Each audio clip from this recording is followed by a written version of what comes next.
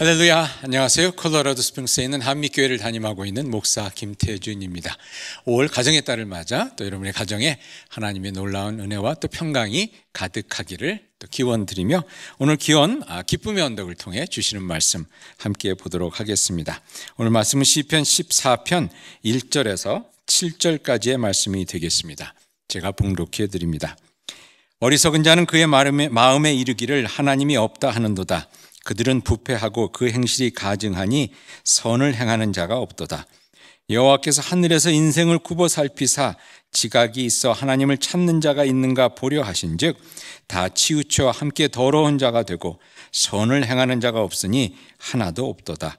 죄악을 행하는 자는 다 무지하나 그들이 떡 먹듯이 내 백성을 먹으면서 여호와를 부르지 아니하는도다. 그러나 거기서 그들은 두려워하였으니 하나님이 의인의 세대에 계심이로다.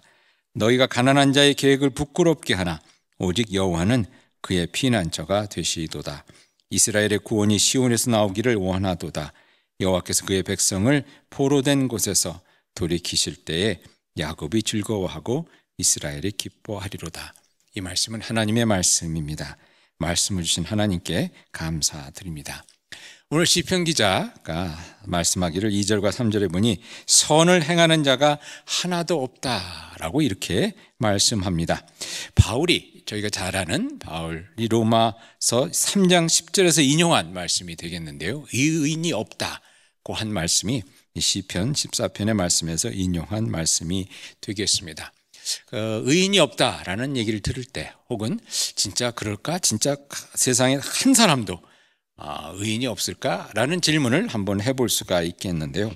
구약에 보면 하나님께서 의인으로 칭하신 이들이 몇 사람 나오긴 합니다.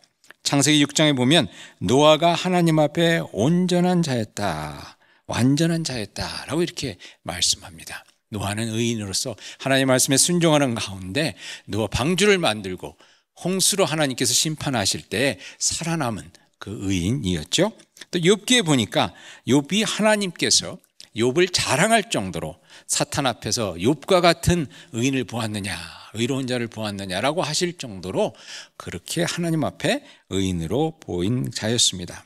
결국은 그로 말미암아서 사탄이 저를 또 시험하고 힘들고 어려운 그런 시간을 겪게 되죠. 에스겔 14장에 보면 이렇게 나와 있습니다. 노아와 욥과 함께 다니엘이 자신을 구할 만한 의로움을 가진 자로 또 이렇게 거기에 기록되어 있습니다. 노아와 욥과 또 다니엘은 가물로 그들의 믿음을 통해서 의로움을 통해서 자기 자신을 구할 수 있는 사람이다 라고 성경에서 또 이렇게 칭하고 있습니다. 그런데 사실 살펴보면 이 사람들도 그렇게 흠이 전혀 없는 사람은 아니었죠. 노아는 이 홍수가 다 끝난 다음에 술을 잔뜩 먹고 기쁨 가운데 또 술을 먹고 포도를 추수한 다음에 그 기쁨 가운데 술을 먹었는데 너무 많이 마셔갖고선 그냥 정신이 나갈 정도로 벌거벗고 드러놓은 것도 모른 채 그렇게 정신이 나갈 정도로 술을 먹는 그런 것을 통해서 또 자식들에게 해를 끼치게 되죠. 그것을 본 자식들 중에 하나가 온전히 반응하지 못함으로 말미암아서 그를 통해서 또 그 자손 대대가 또 저주를 받는 그런 흠을 또 드러내게 됩니다. 욥도 욥기를 가만히 살펴보면요, 욥이 참 의외로 입이 거친 사람인 것을 저희들이 알게 됩니다. 하나님에게 대해서도 막 항의하고요, 막 어떻게 보면 어떻게 이런 얘기를 할 수 있지? 랄 정도로 그렇게 참 얼마나 힘들고 어려웠으면 그랬을까 하는 점에서 이해는 가지만 그 입으로 결코 끝까지 하나님 믿습니다, 하나님 찬양합니다 라고만 하지는 못했던 그런 욥의 모습을 또 저희들이 거기서 보게 됩니다. 다니엘도 살펴보면 사실 요즘 말로 하면 친일파, 즉 친바벨론파였죠. 그 안에서 믿음을 물론 지키는 그런 굳건한 모습을 보였지만 결국은 그 바벨론에서 바벨론 왕의 페이버를 받아서 거기서 이렇게 또 지위가 올라가는 그러한 저의 모습을 또 보게 됩니다. 어떻게 보면 민족주의적 그런 시각에서 봤을 때는 뭐 민족의 배반자라고도 볼 수가 있겠죠. 결국 그들도 성경에서 이야기하는 의로운 사람들도 하나님께서 봐주셔서 의롭다 함을 얻은 사람들임을 저희들이 깨닫게 됩니다. 하나님께서 다 이렇게 따지셨으면 의롭다 할 수가 없겠죠. 하나님께서 그 자비로우심과 선하심 가운데 그들을 의롭다, 의로운 사람으로 쳐주신 거죠. 사실 보면 저희들도 하나님이 많이 봐주셔서, 하나님이 진짜 많이 봐주셔서 천국 가게 된 그런 또 축복을 받은 것이 아닙니까? 예수 그리스도의 보혈의 공로로 말미암아서 하나님께서 봐주시는 것, 저희가 비록 죄가 많고 하나님 앞에 진정 부끄럽고 천국 갈 자격이 없지만 하나님께서 그 자비하신 가운데 저희를 봐주신 것, 그것을 사실 저희들은 은혜라고 합니다. 은혜라고 하죠. 우리도 하나님 많이 봐주셔서 천국 가게 된 그 은혜를 기억해야 할 것 같습니다. 법 없이도 살 수 있다고 생각했던 대학 교수 분이 한 분 계셨습니다.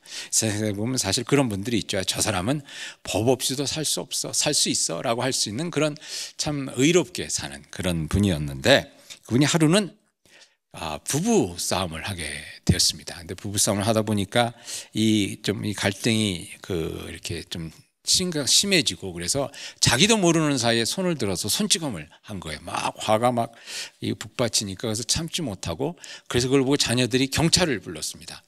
그래서 경찰이 이제 막 사이렌을 막 울리면서 이렇게 오는데, 리빙룸 그 창문 밖으로 이 사이렌이 삥 막 빨간색, 파란색 막 돌아가는 차가 이렇게 와서 자기 집 드라이브에 딱 파킹하는 것을 보면서 이분이 정신이 번쩍 든 거예요.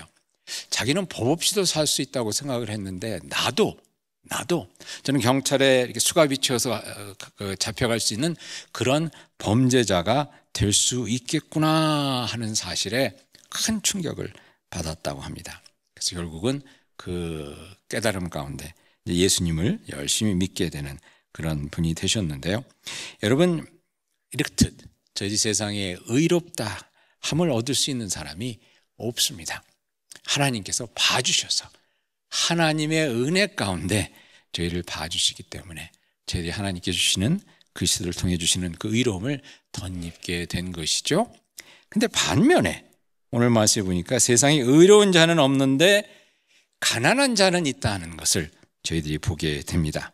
오늘 말씀 6절에 보니까 이렇게 나와 있죠. 너희가 가난한 자의 계획을 부끄럽게 하나 오직 여호와는 그의 피난처가 되시느니라.